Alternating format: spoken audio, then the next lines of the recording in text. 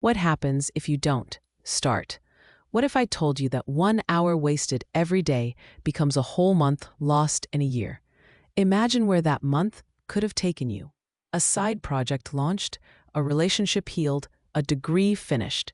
Right now, what are you doing? Scrolling reels? Watching the same top 10 list for the 10th time? Telling yourself, I'll start tomorrow. This story is for the people who think time will wait. Time is the only thing you can't buy back. It's quiet, it slips, and it compounds both the good and the bad. Treat it carelessly, and years accumulate into regret. Treat it intentionally, and small hours become a life you planned. Maya turned 37 with a quiet wish book of things she never had time for.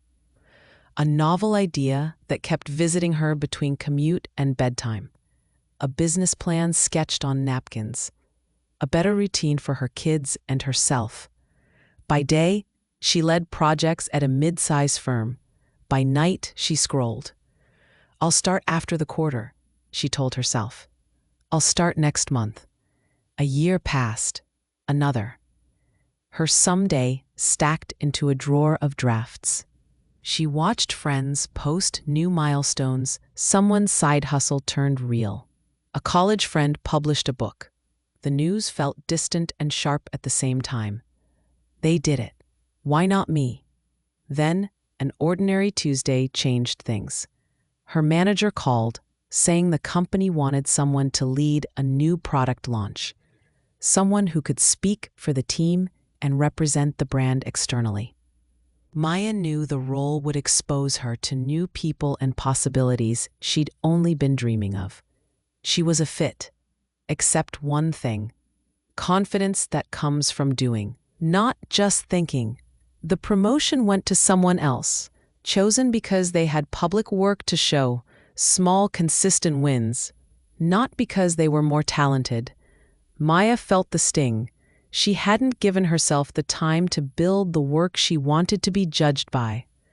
That evening, instead of scrolling away the ache, Maya tried something different.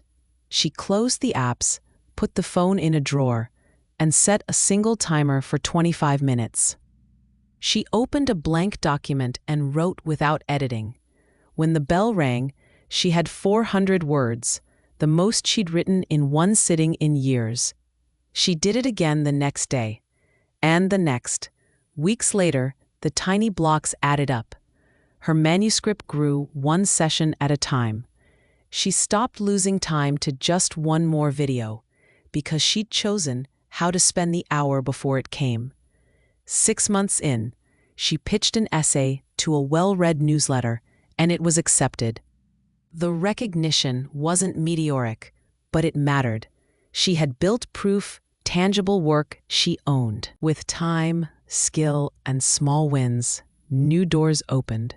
Speaking invites, a freelance client, and a clearer sense of priority. Maya's life didn't explode into overnight success. She still had setbacks. But those 25-minute sessions became her armor against regret. When setbacks came, she adjusted, not folded. Time, once her enemy, became the vehicle for her choices. You don't find time, you make it. The life you want is built from small, consistent hours, not dramatic, rare bursts. What to do today? 1. Do a 7-day time audit. Track where your time goes. Identify 1 hour eaten by passive scrolling. 2. Guard one 25-minute block a day. Start. No phone, no interruptions. Build momentum. 3. The rule of 3 daily. Pick 3 meaningful things to move forward. 1 for career, 1 for family, health, 1 for you. 4. Weekly bold action. At least 1 2-hour stretch for the week's biggest goal. 5. Digital sunset. No social media 60 to 90 minutes before bed. Reclaim sleep and evening focus. Give yourself the one thing you can never buy back: your time. Start with 25 minutes today. In a year, you'll be glad you did.